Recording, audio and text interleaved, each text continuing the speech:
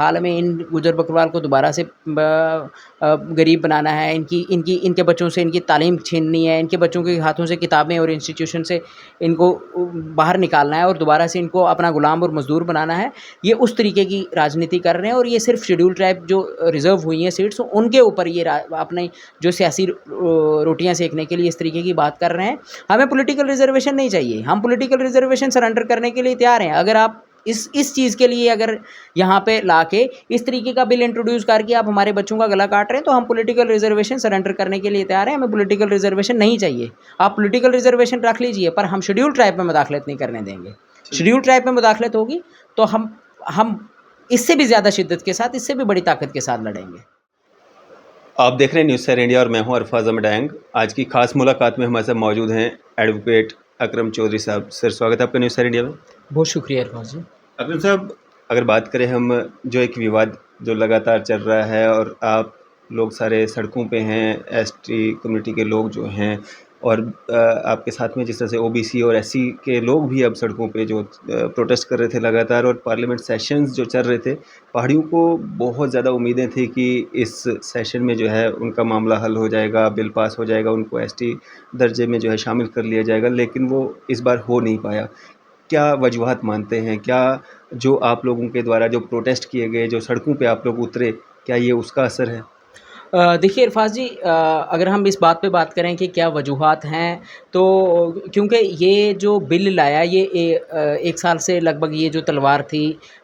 एक ऐसा बिल लाने की जिससे शेड्यूल ट्राइब जो रियल शेड्यूल ट्राइब है जम्मू कश्मीर का, पर्टिकुलरली गुजर बकरवाल, उसको एक बड़ा नुकसान में डालने के लिए इस बिल का जो लाना था वो उसको इस बार आपने देखा होगा कि इसमें लोकसभा में इंट्रोड्यूस करने के बाद उसको बिल को आज तक, क्योंकि पार्लियामेंट सेशन ख़त्म हो गया है तो आज अभी उसको अभी आगे नहीं पुट फॉरवर्ड नहीं किया है, अभी वहाँ पे ही है अभी। क्योंकि ये हमारा तो ये मानना था कि इस बिल को इंट्रोड्यूस नहीं करना चाहिए था सरकार को, क्योंकि जिस कमीशन की रिकमेंडेशन पे इस बिल को लाया है वो जीडी शर्मा कमीशन, हम उसको पहले भी पोस्ट करते आए हैं, उसकी जो रिकमेंडेशंस जो भी सिफारिशात थी वो पब्लिक डोमेन में नहीं आई हैं। अब उन्होंने किस तरीके से ये सारा खेल रचा है, क्या उन्होंने बताया है, वो खुद गद्दा ब्राह्मण है, उसके बावजूद उन्होंने अपनी कास्ट को, उसके साथ में जो फॉरवर्ड क्लासेस हैं और सो कॉल्ड पहाड़ी ग्रुप्स की, उनको भी इस बीच में डाल के उन्होंने तो पार्लियामेंट में बिल को पेश करने के लिए सिफारिशात के लिए सिफारिशात भेज दी ताकि आप वहाँ पर करें, इसको पेश करें। तो हम शुरू से इस चीज़ को अपोज कर रहे थे कि जो फॉरवर्ड क्लासेस हैं वो, क्योंकि गुज्जर बकरवाल तबका यहाँ जम्मू कश्मीर में ये बहुत ज़्यादा बैकवर्ड है, सोशली, इकनॉमिकली, माशी, पॉलिटिकली, हर लिहाज से। तो अब जो बेसिक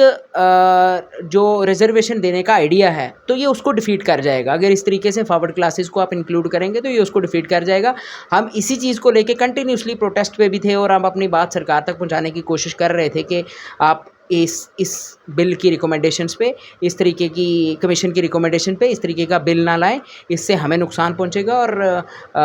किसी हद तक हमें लग रहा है कि आज जो है नहीं लाया है, ये तो बेहतर सरकार के लोग बता सकते हैं कि क्यों नहीं लाया है, पर ये सेटिस्फैक्ट्री है कि अभी तक इसका जो है नहीं लाया है, तो ये हमारे लिए जो है एक अच्छा इंडिकेशन है। अकरम साहब, अगर बात करें हम, जिस तरह से पहाड़ी लोग ये क्लेम करते हैं और सरकार भी कहीं ना कहीं जो है पहाड़ी कबीले की ओर झुकती हुई नज़र आ रही है, बिल जो इंट्रोड्यूस हुआ है हालांकि अभी पास नहीं हुआ है, नेक्स्ट सेशन में जो है उम्मीद है पहाड़ी लोगों को भी, पहाड़ी कबीले को भी कि हो जाएगा। ये जो एथनिक ग्रुप है, या इससे पहले जो क्लेम किया जा रहा था कि पहाड़ी भाषी लोग हैं इसलिए उनको जो है एसटी में शामिल किया जाए, अब ये कहा जा रहा है कि एथनिक ग्रुप है इसलिए उनको पहाड़ी स्टेटस जो है वो दिया जाए। क्या है ये पहाड़ी भाषी लोग कौन हैं? क्या जे&के में सिर्फ रजौरी, पुंछ या कश्मीर के कुछ एरियाज़ में पहाड़ी भाषा बोली जाती है, या एथनिक ग्रुप क्या है? क्या वो सिर्फ इन्हीं एरियाज़ में है? क्या बाकी पूरे जे&के में कहीं पे भी एथनिक ग्रुप के लोग नहीं हैं? क्या वो उसमें फॉल करते हैं, नहीं करते हैं? क्या कुछ पूरा मामला है? देखिए इरफाज जी, हम कंटिन्यूसली इस चीज़ पे ना चर्चा कर रहे हैं कि आप जिनको पहाड़ी भाषी जो पहाड़ी लोग कह रहे हैं, खुद को पहाड़ी लोग क्लेम कर रहे हैं, हम भी ये पूछ रहे हैं उनसे कि आपका पहाड़ी कहीं डिफ़ाइन है?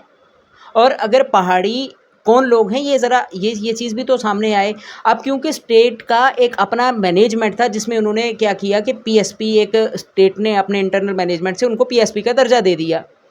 अब ये क्योंकि डिफरेंट 27 डिफरेंट ग्रुप्स हैं। जो लोग कल तक पीएसपी का बेनिफिट्स ले रहे थे, वही लोग एक रात के बाद जो है एक एथनिक ग्रुप खुद को कहने लग गए और वो एक एथनिसिटी क्लेम करने लग गए। अब हम ये पूछते हैं कि पीएसपी के लोग जो खुद को 27 डिफरेंट ग्रुप्स हैं, वो एक एथनिसिटी कैसे हो सकती है? डिफरेंट रिलीजन्स हैं, कल्चर डिफरेंट्स हैं, रहन सहन डिफरेंट है उनका, खाना पीना डिफरेंट है उनका, और एक भाषा के आधार पे वो एक एथनिसिटी कैसे हो सकती है? अब क्योंकि अगर एथनिसिटी पे बात करें तो एथनिक अब गुजर बकरवाल तो एक एथनिक ग्रुप है, मंगोल एक एथनिक ग्रुप है, ठीक है। अब ये इस तरीके से ब्राह्मण से का अपनी एक एथनिसिटी है। अब ये जो पीएसपी के डिफरेंट 27 ग्रुप्स जो हैं, ये खुद को, जिसमें राजपूत भी है, ब्राह्मण भी है, अब मुस्लिम्स में सैयद भी है, मिर्ज़ा भी हैं, खान भी हैं, जराल भी हैं, और इसी तरीके से और बड़ी सारी जो अलग अलग ग्रुप्स हैं, वो एक एथनिसिटी कैसे हो सकती है? एक ये सवाल। दूसरा, अगर दो ट्विंस डिस्ट्रिक्ट में पहाड़ी की डेफिनेशन को मद्देनज़र के पहाड़ों पर रहने वाले लोग इकनॉमिकली या माशी लिहाज से वो बैकवर्ड है या पॉलिटिकली पीछे हैं, तो आप इस सारी चीज़ की वजह से इन आधार पे उनको शेड्यूल ट्राइब नहीं ना देंगे। अब शेड्यूल्ड वो तो ऑलरेडी एंजॉय कर रहे थे, डिफरेंट जो है रिजर्वेशन के डिफरेंट बेनिफिट्स वो ले रहे थे। पीएसपी उनके पास है, एएलसी उनके पास है, ओबीसी उनके पास है, सॉरी आरबीए उनके पास है, और इसी तरीके से अभी इकनॉमिक वीकर सेक्शन में वो फॉल कर रहे थे। अब तो शेड्यूल ट्राइब को पर्टिकुलरली ला के आप वो, क्योंकि ये शेड्यूल ट्राइब को उनकी इकनॉमिक कंडीशन को मद्देनज़र रख के ये पॉवर्टी इरेडिकेशन स्कीम तो नहीं है ना कि आप शेड्यूल ट्राइब मिलेगी अगर उनको कोई, उनकी गुर्बत का जो है ख़त्म हो जाएगी और वो आगे आ जाएंगे। ये सारा एक पॉलिटिकल रचा खेल है कि आप कुछ कॉन्स्टिट्यूंसीज़ को रिज़र्व करने के बाद उनको, जब डिलिमिटेशन कमीशन के बाद जब डिलिमिटेशन हुई और उसके बाद जब ये कॉन्स्टिट्यूंसीज जो पुंछ राजौरी में पर्टिकुलरली रिज़र्व हो गई शेड्यूल ट्राइब के लिए, तो उनको जो 1991 तक जिन लोगों के क्लेम हमारे साथ ही शेड्यूल ट्राइब के लिए जा रहे थे, और डिफरेंट मंडल कमीशन और बहुत सारे कमीशंस जो हैं जिनकी रिकमेंडेशन जाती रही और जिनकी रिकमेंडेशंस पे में ये आया है कि ये शेड्यूल ट्राइब डिज़र्व नहीं करते, और जितने आर्टिकल 342 के अंदर जितने भी करैक्टरिस्टिक्स हैं वो उनमें से कोई भी फुलफ़िल नहीं करते ये लोग। और सिर्फ शेड्यूल ट्राइब में जो गुजर बकरवाल, गद्दी सिपी, ये लोग हैं जो हैं गुजर बकरवाल, उस टाइम में पर्टिकुलरली गुजर बकरवाल का, कि गुजर बकरवाल ही ये सारी करैक्टरिस्टिक्स फुलफ़िल करता है और गुजर बकरवाल ही रियल ट्राइब है, इसलिए हमें उस टाइम में दिया शेड्यूल ट्राइब का दर्जा मिला। अब जिन लोगों को 1991 में शेड्यूल ट्राइब का दर्जा नहीं मिला, उसके बाद कंटिन्यूसली रिकमेंडेशन और ये सारी चीज़ें भी इन प्रोसेस रही हैं। 2023 में आके उनको दोबारा से ये शेड्यूल ट्राइब के लिए जीडी शर्मा कमीशन ने रिकमेंड किया, और जीडी शर्मा कमीशन के रिकमेंडेशन पे जो खुद भी गद्दा ब्राह्मण है उसकी रिकमेंडेशन पे बिल जो है इंट्रोड्यूस कर रहे हैं। ये सारी चीज़ें ये हमें तो इस तरीके से लगता है कि ये पॉलिटिकली एक खेल रचा हुआ है कि आप किसी एक पर्टिकुलरली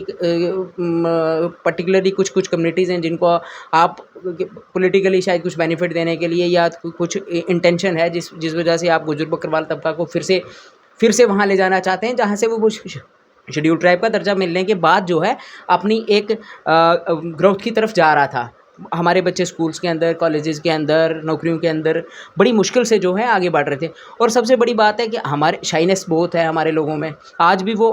आप लोगों मतलब आप देखेंगे कि ब्राह्मण के बच्चों के साथ अगर हमारे बच्चे जाएंगे तो वो मतलब बड़ी ज़्यादा दिक्कत फील होती है। और ये लोग क्योंकि हम इस चीज़ का तसव्वुफ का शिकार रहे हैं, तो उस सारी चीज़ों को मद्देनज़र रख के ये लोग आज फिर दोबारा से उनकी इंटेंशन ये है कि हम लोगों को वहाँ पे बैठाया जाए। क्योंकि इनको ये चीज़ नहीं पचती कि हमारे लोग जो है आईएएस ऑफिसर बने हैं, हमारे बच्चे आज अच्छे कॉलेजेस में पढ़ रहे हैं, स्कूल में पढ़ रहे हैं, और पॉलिटिकली भी जो है थोड़ा आगे बढ़ रहे हैं, एजुकेशनली भी थोड़ा सा जो है आगे बढ़ रहे हैं। तो इस सारी चीज़ को ये इनके पेट में पच नहीं रही है, तो ये सारा खेल रचा के दोबारा से हमें इस तरीके का बिल लाने की कोशिश कर रहे हैं। अकरम साहब, अगर बात करें हम जिस तरह से गुज्जर बकरवाल कम्युनिटी के लोग जो प्रोटेस्ट कर रहे हैं, लगातार जो सड़कों पे दिख रहे थे, क्या नुकसान है अगर सरकार पहाड़ी कबीले को 1-2 डिस्ट्रिक्ट हैं और कुछ कश्मीर का एरिया है, अगर उनको एसटी में शामिल कर भी देती तो कितना एक असर जो है वो गुज्जर बकरवाल कम्युनिटी के उस हकूक़ पे पड़ेगा जो आप हमेशा कहते हैं कि हमारे हकों पे जो है डाका डालने की कोशिश की जा रही है? देखिए अरफात भाई, मैं एक बात कह रहा था कि ये एक स्टेट का अपना अरेंजमेंट है।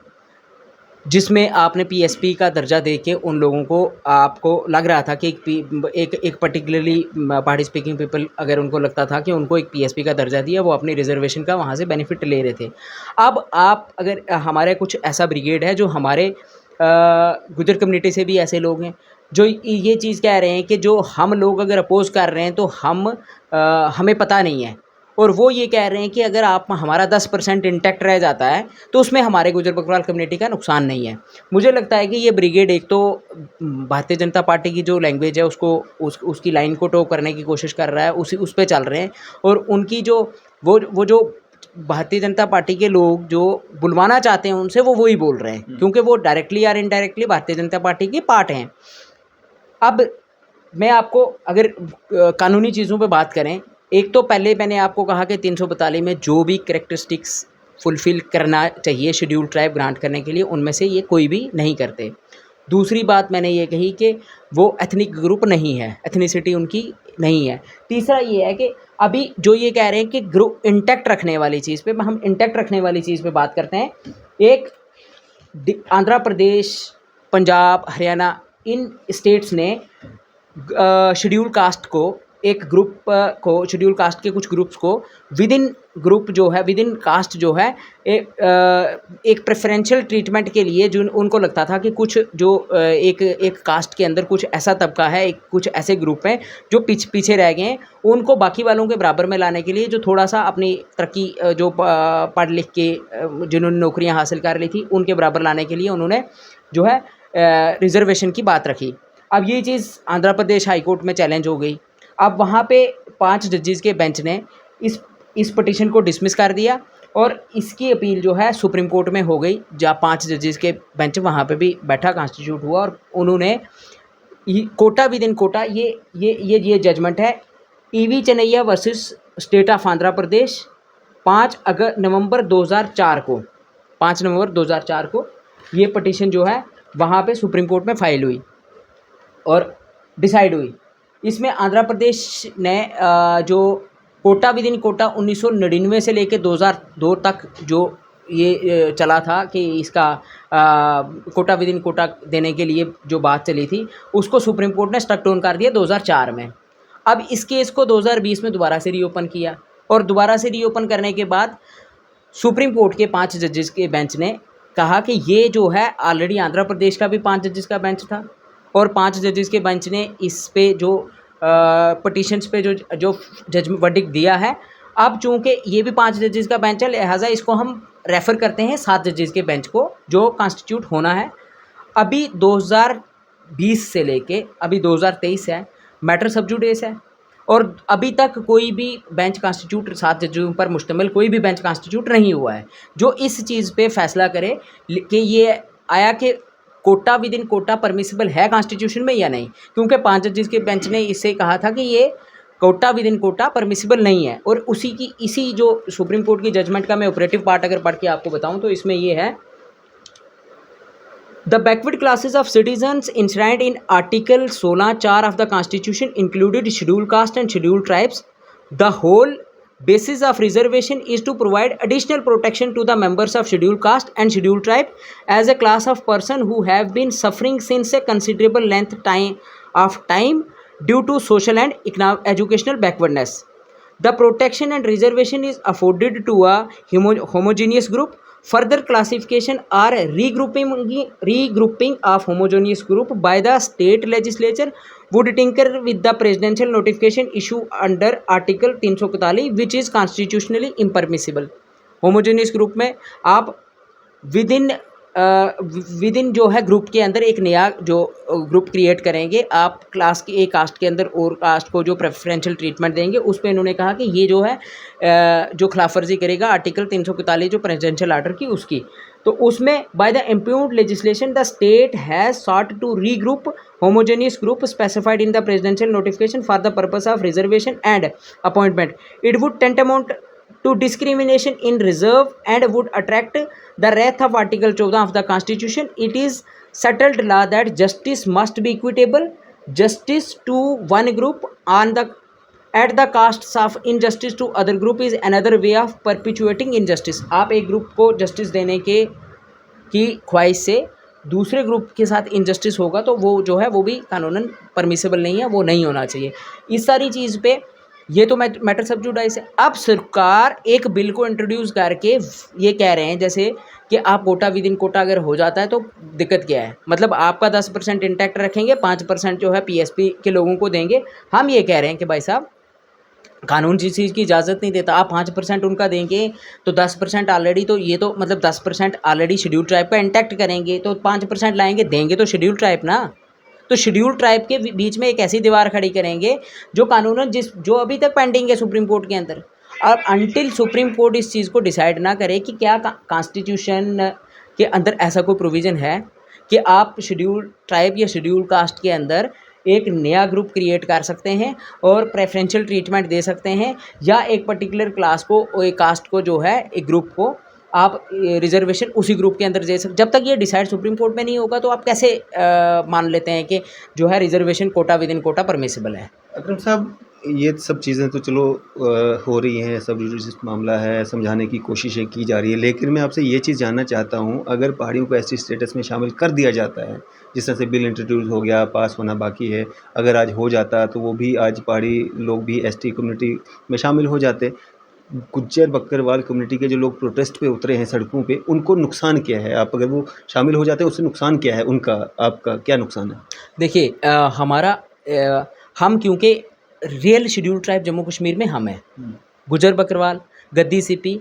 हम लोग जो है रियल शेड्यूल ट्राइब हैं। अब जो फॉरवर्ड क्लासेस, जो लोग ऑलरेडी अच्छी अच्छी जगहों पे पहुंचे हुए हैं, जिनके बच्चे अच्छे अच्छे स्कूलों में, अच्छे अच्छे दिल्ली, मुंबई और मुल्क के बाहर की अच्छी अच्छी यूनिवर्सिटीज़, इदारों में जो तालीम हासिल कर रहे हैं, वो आज की डेट में अगर उन लोगों को शेड्यूल ट्राइब का दर्जा दिया जाता है, ठीक है, उनका तो अलग से रहेगा ना। इंटैक्ट वाली चीज़ में मैं कह रहा हूँ कि कॉन्स्टिट्यूशनल पोजीशन ये है कि आप इंटैक्ट रख के नहीं दे सकते ना। सरकार कुछ भी कर सकती है, अगर सरकार ने कुछ वैसा किया, जे.एंड.के में कुछ अलग हो गया, फिर क्या नुकसान है? सरकार अगर उस चीज़ को करेगी, ये चैलेंज हो जाएगा सुप्रीम कोर्ट में, क्योंकि वहाँ पे सब जुडाइस मसला है, ये ज़्यादा देर तक टिकने वाला नहीं है। अगर वो करेगी तो वो, मैं आपको पहले बता रहा हूँ कि वो पॉलिटिकल कोई गेंस के लिए अगर इस तरीके से कुछ करती है तो वो सिर्फ अपने वोट बैंक के लिए करेगी। उससे सरकार को भी ये चीज़ फेस करनी पड़ेगी कि वो एक बड़ी कम्युनिटी जो सच में शेड्यूल ट्राइब है और रियल शेड्यूल ट्राइब है, उनको नाराज़ करके अगर सरकार एक ग्रुप को कोई फेवर देती है तो उससे सरकार को भी ये चीज़ देखनी पड़े, भारतीय जनता पार्टी को भी पर्टिकुलरली ये चीज़ फेस करनी पड़ेगी, इसके कॉन्सिक्वेंसेस फेस करने पड़ेंगे। दूसरी बात, जो हमें क्या नुकसान है, हमें ये नुकसान है कि हमारे जिन लोग जागीरदार हैं, आज से पहले भी हमने उनके जो है हम उनके गुलाम रहे, नौकर बन के काम किए, उनके घरों पे काम किए, हम उनसे, वो हमसे बहुत ज़्यादा फॉरवर्ड हैं, वो अगली जाति के लोग हैं। तो अब वो लोग, अगर उनके बच्चे आज भी दोबारा आके हमारे साथ एग्ज़ाम में, हमारे बच्चों शेड्यूल ट्राइब जो लोग पहाड़ों पे हमारे लोग रहते हैं, 6 महीने पहाड़ों पे अपने माल मवेशी के साथ और 3-4 महीने प्लेन्स में आके अपने माल मवेशी के साथ उनके बच्चों के साथ कम्पीट करेंगे, तो आप ये समझ सकते हैं कि हमारे बच्चे जो है उनके साथ कम्पीट करने के पास कहाँ निकलेंगे, कैसे आगे जा पाएंगे, कहाँ नौकरियां हासिल कर पाएंगे, क्या वो एडमिशन्स स्कूल कॉलेजेस में, इंस्टीट्यूशंस में एडमिशन हासिल कर पाएंगे, क्या वो प्रोफेशनल कोर्सेज़ में जा पाएंगे, क्या वो MBBS या LLB या दूसरे जो प्रोफेशनल कोर्सेज़ हैं उनमें एडमिशन हासिल कर पाएंगे। तो हमें फिर से उस जगह ला के खड़ा करना है कि जब हम शेड्यूल ट्राइब ना होने से पहले जहाँ हमारी जो स्थिति थी, जो हमारी हालत थी, आप वहाँ पे ला के खड़ा कर रहे हैं। यही सीटें तो अलग अलग रिजर्व होंगी ना, अगर कोटा अलग अलग मिलेगा तो सीटें भी अलग अलग रिजर्व होंगी, तो फिर उनके साथ कंपटीशन कैसा? नहीं, अब कोटा विद इन, अब ये बात तो वही आ गई ना, कोटा विद इन कोटा पहली बात है ही नहीं है, और अलग कैसे करेंगे आप? पूरे इंडिया में 7.5% रिजर्वेशन है शेड्यूल ट्राइब। होम मिनिस्टर खुद कह रहे हैं कि अलग होगा, तो हम कैसे बोल सकते हैं नहीं होगा? हम इसी चीज़ को, तो हम ये चीज़ तो कह रहे हैं कि होम मिनिस्टर ये कह रहे हैं, एश्योरेंस दे रहे हैं कि आपको एक स्पेशल कोटा दिया जाएगा, आपको इंटैक्ट रखा जाएगा। हम कह रहे हैं कि कॉन्स्टिट्यूशनल पोजीशन ये है कि आप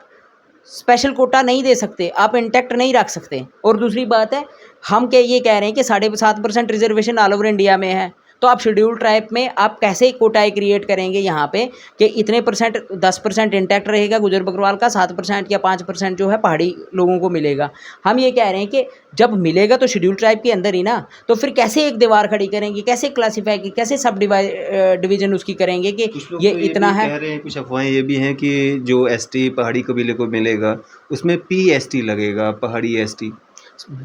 वो ये कोटा विद इन कोटा की बात है ना फिर। तो अब शेड्यूल ट्राइब के बीच में पीएसपी लगे, जीबी लगे, कुछ भी लगे, ये कोटा विद इन कोटा जब परमिसिबल नहीं है तो कैसे उनको देंगे वो, और अगर देते हैं तो वो ज़्यादा देर चलने वाला है नहीं है। तो अपने सिर्फ वोट बैंक की राजनीति के लिए अगर ऐसा करते हैं तो इससे हमारा नुकसान होगा। और रिएक्शन क्या रहेगा इसका, मतलब अगर जिस तरह से इस सेशन में नहीं हो पाया, बिल इंट्रोड्यूस हो चुका है, अगर नेक्स्ट सेशन में जो है बिल पास हो जाता है तो इसका रिएक्शन क्या होगा जेएंडके में, या क्या असर रहेगा इसका? देखिए, अगर इस तरीके से अभी तक तो ठीक है, अभी तक तो नहीं हुआ है, और अगर इन फ्यूचर ऐसा होता है तो हम अपनी लड़ाई तो लड़ेंगे। हम अपना हमारा ये राइट है, और हमें ये राइट जो है कॉन्स्टिट्यूशन ऑफ इंडिया ने प्रोवाइड किया है, और हम अपनी कॉन्स्टिट्यूशन ऑफ इंडिया के तहत जो हमें राइट मिला है हम उसको प्रोटेक्ट करने के लिए लड़ेंगे। और अगर ऐसा करती है भारतीय जनता पार्टी की सरकार के अंदर, अगर इस तरीके से होता है कि हमारे राइट को वायलेट करेंगे, तो इसके जो नताइज हैं वो उनको भी बर्दाश्त करने पड़ेंगे। अकरम साहब, क्या एक मैसेज रहेगा आपका, और जो प्रोटेस्ट वगैरह, जो बातचीत, जो सिलसिला सड़कों पे शुरू हुआ था, सेशन क्योंकि ख़त्म हो चुके हैं, तो प्रोटेस्ट या बातचीत जो है लगातार जारी रहेगी, या उसको भी जो है फ़िलहाल वक्ती तौर बंद कर दिया जाएगा, और मैसेज क्या रहेगा आपका आम जनता के लिए? हमारा तो एक ही मैसेज जो है, जो लोग मिसलीड कर रहे हैं, हमारी कम्युनिटी के अंदर के भी हैं, और कुछ ऐसे लोग, जो एक ब्रिगेड है जो कोटा विद इन कोटा को की एडवोकेसी कर रही है कि अगर 10% इंटैक्ट रहता है तो आपको कोई दिक्कत नहीं होनी चाहिए। हमारे लोगों से ये रिक्वेस्ट है कि ये लोग मिसलीड कर रहे हैं कि कोटा विद इन कोटा या होने से कुछ नहीं होगा और 10% जो हमारा इंटैक्ट रहेगा, ये लोग मिसलीड कर रहे हैं, और ये वो बात बोल रहे हैं जो ये बीजेपी के लोगों की बात बोल रहे हैं, और हम ये डायरेक्टली उनके साथ एफिलिएट हैं, डायरेक्टली या इनडायरेक्टली ये उनके साथ एफिलिएट हैं, इसीलिए ये उनकी ज़ुबान बोल रहे हैं, और ये हमारे लोगों को मिसलीड कर रहे हैं। तो हम इन्हें ये कहेंगे कि आप भी कानूनी चीज़ों पे गौर कीजिए, आप भी कानून को थोड़ा पढ़ लीजिए, आपको पता चल जाएगा कि क्या कोटा विद इन कोटा कहीं परमिसिबल है, कहीं हो सकता है या नहीं हो सकता। दूसरी बात है, हमारी इस सारी जो जद्दोजहद चल रही है, अनटिल एंड अनलेस ये इस तरीके का बिल विड्रा नहीं होता, जो GD. Sharma commission roll back नहीं होता, हमारी ये लड़ाई और हमारी ये बातचीत जो है चलती रहेगी। हम इस चीज़ को अभी क्योंकि अभी तक सेशन ख़त्म हो गया है, मगर ये जो बिल इंट्रोड्यूस होने के बाद अभी ये सारी चीज़ें वैसे ही हैं, तो हम इस चीज़ पे अभी भी सरकार से ये रिक्वेस्ट करेंगे कि ये इस तरीके का अनकॉन्स्टिट्यूशनल बिल ला के, और हमारे लोगों का जो रियल शेड्यूल ट्राइब है और जो जम्मू कश्मीर का जो नेशनलिस्ट लोग हैं, आप उन्हें उस तरीके से नुकसान में ना डालिए। इससे जो है ये तीसरी बड़ी आबादी है जम्मू कश्मीर में गुजर बकरवाल तबका, इससे आने वाले टाइम में जो है भारतीय जनता पार्टी को भी नुकसान हो सकता है। और अगर ये भारतीय जनता पार्टी की सरकार हमारे हकों को प्रोटेक्ट करेगी तो हम भी इनके साथ कंधे से कंधा मिला के साथ देंगे। इस दौरान अगर इलेक्शंस अनाउंस हो जाते हैं तो हम एक इंटरव्यू कर रहे थे मुश्ताक बुखारी साहब का, जो कि पहाड़ियों के काफ़ी सीनियर नेता हैं। वो कह रहे हैं कि हम किसी भी तरह का जे.एंड.के में इलेक्शन ही नहीं होने देंगे जब तक पहाड़ी कबीले को जो है स्टेटस नहीं मिल जाता है। क्या रहेगा उसका? अभी देखिए, ये बुखारी साहब कैसे नहीं इलेक्शन होने देंगे, मैं तो समझता हूँ फिर वो पता नहीं कौन सी ज़ुबान बोल रहे हैं कि इलेक्शन नहीं होने देंगे। ये तो इलेक्शन कमीशन को डिसाइड करना है कि इलेक्शन कब करवाना है और कैसे करवाना है। ये सिर्फ मेरे या बुखारी साहब के डोमेन में नहीं है कि इलेक्शन करवाना है या ना करवाना। इस तरीके की बात करने से क्योंकि वो कभी तो इस चीज़ पे आ जाते हैं कि अगर हमें भारतीय जनता पार्टी अगर हमें दर्जा देती है तो हम सारे के सारे लोग उनके साथ शामिल हो जाएंगे, हालांकि वो गुजर बकरवाल तबके के सामने न्यूमेरिकली बहुत कम है। और दूसरी बात है कि अगर वो सिर्फ हमारे राइट को वायलेट करके हमें वो दोबारा से जो है 1991 से पहले की हालत में करके अगर वो खुश होते हैं तो ये गलत चीज़ है, ये गलत तरीका है। ये आप अपनी ईगो सेटिस्फाई करने के लिए कि हमें नहीं हर हाल में इन गुजर बकरवाल को दोबारा से गरीब बनाना है, इनके बच्चों से इनकी तालीम छीननी है, इनके बच्चों के हाथों से किताबें और इंस्टीट्यूशन से इनको बाहर निकालना है और दोबारा से इनको अपना गुलाम और मजदूर बनाना है। ये उस तरीके की राजनीति कर रहे हैं और ये सिर्फ शेड्यूल ट्राइब जो रिज़र्व हुई हैं सीट्स उनके ऊपर ये अपने जो सियासी रोटियां सेकने के लिए इस तरीके की बात कर रहे हैं। हमें पॉलिटिकल रिजर्वेशन नहीं चाहिए, हम पॉलिटिकल रिजर्वेशन सरेंडर करने के लिए तैयार हैं। अगर आप इस चीज़ के लिए अगर यहाँ पे लाके इस तरीके का बिल इंट्रोड्यूस करके आप हमारे बच्चों का गला काट रहे हैं तो हम पॉलिटिकल रिजर्वेशन सरेंडर करने के लिए तैयार हैं। हमें पॉलिटिकल रिजर्वेशन नहीं चाहिए। आप पॉलिटिकल रिजर्वेशन रख लीजिए पर हम शेड्यूल ट्राइब में मुदाखलत नहीं करने देंगे। शेड्यूल ट्राइब में मुदाखलत होगी तो हम इससे भी ज़्यादा शिद्दत के साथ, इससे भी बड़ी ताकत के साथ लड़ेंगे। चलिए, शुक्रिया हमारे साथ बातचीत करने के लिए। तो ये थे हमारे साथ एडवोकेट अकरम चौधरी साहब। आपकी इस सब पे क्या राय है? आप भी अपनी राय जो है ज़रूर साझा कीजिएगा। इसी तरह की मज़ीद अपडेट्स के लिए आप देखते रहें न्यूज़ सर इंडिया। मैं अरफाज अहमद, कैमरामैन शाहनवाज के साथ।